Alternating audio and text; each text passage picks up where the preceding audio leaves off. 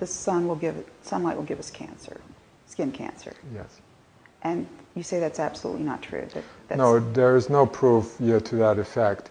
In fact, it's the opposite. That lack of sunshine causes skin cancer. You may know that many people have skin cancers in areas that are never even exposed to the sun. That's true. And so it's not the sun. The UVB is now taken off the hook. It's no longer the culprit. There's a brand new study that just came out and showed that UVB doesn't cause the cancer. It's the UVA. Now, when you use sunscreens, and there are many sunscreens that just block out UVB, so you don't tan. You basically right. They're supposed you to don't protect burn, our skin. so that you don't burn your skin. Skin burning is not a good idea. Right. In any case, Address you don't that want if to you burn would, your yeah. skin. So typically, if your body is in the sun too long, it will start burning. You would want to get out of it. Whereas if you put suntan lotion on, you don't get that signal. And you allow a lot of penetration of UVA.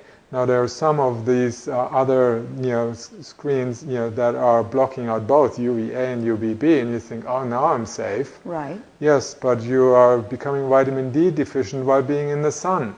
And if you are vitamin D deficient, your cancer risk goes right up. Okay. So again, skin cancer, any kind of cancer. Right. So you need your vitamin D in order to be cancer-free.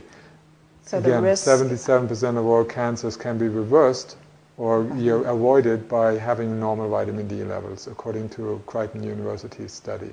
Okay, so you shouldn't get sunburn. You should avoid that. But if you're not wearing sunscreen, your body will tell you if you're getting too much. Yes, the body will, once your skin starts reddening, that's the time to go out. But after if you start increasing your sun exposure, little by little, you will have a natural protection on the skin, which is called tanning. Yes, and I've then read that. You can stay out in the sun hours. I lived in Cyprus for 15 years. It's 330 days sunlight, very bright sunlight, very warm. I could stay out in the sun all day long and would never have any sunburn or any damage to the skin. Because the best sunscreen is a good tan. Yes, and again, the people in the countries where they have the highest UV radiation, that is the equator, the countries near the equator, or the high altitude, the Swiss Alpine mountains or the German Alps, you have 400% more exposure to UV radiation. They don't have any skin cancers in those places. None. No. The places that have the most are places like London in England, very little sun exposure.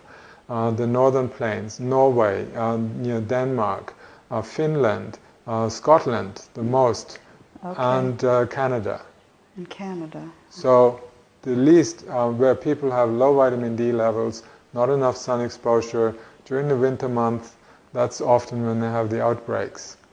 But we can actually harm our skin by using sunscreens? Definitely. Sunscreens they're composed of sometimes dozens of chemicals, carcinogens, that are normally, if you put that in the food, let's say if a food processing company like Healthy Choice or whatever would put that in the food, they would lose their license and the owners would be imprisoned because it's extremely dangerous to put that in the food. But you're allowed to put it on the skin. Where is it going? After an hour, you put some more on it because it's gone. You absorb most of that stuff. These chemicals are highly absorbable. They enter the bloodstream, and where do they go? They go to the liver. And then the liver has to break them down. But that overtaxes the liver. You may go into that producing a lot of intrahepatic gallstones. And some of them accumulate in the tissues, in the connective tissues. And if they happen to be in the skin area, under the skin, they saturate there, you may develop skin cancer because you took the sunscreens. So sunscreens are now a leading cause of skin cancer because people are slathering it on their skin and they absorb that stuff. And then the other problem that happens, they wash off that stuff with soap, so they soap the whole body afterwards to get it off.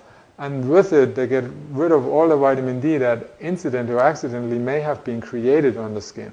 When you use soap after sunbathing, let's say even without sunscreens, if you just make vitamin D, make sure you don't use soap to wash your skin except under the arms and in the genital area where the sun doesn't go anywhere and the vitamin D is not made.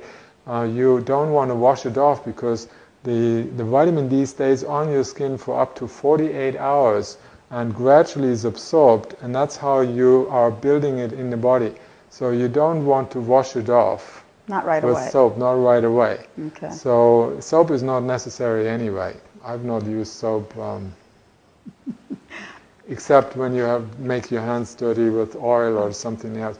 So you don't want to diminish your skin of the vital bacteria that live there, that reside there, that keep the skin healthy and nourished and produce certain vitamins actually on the skin.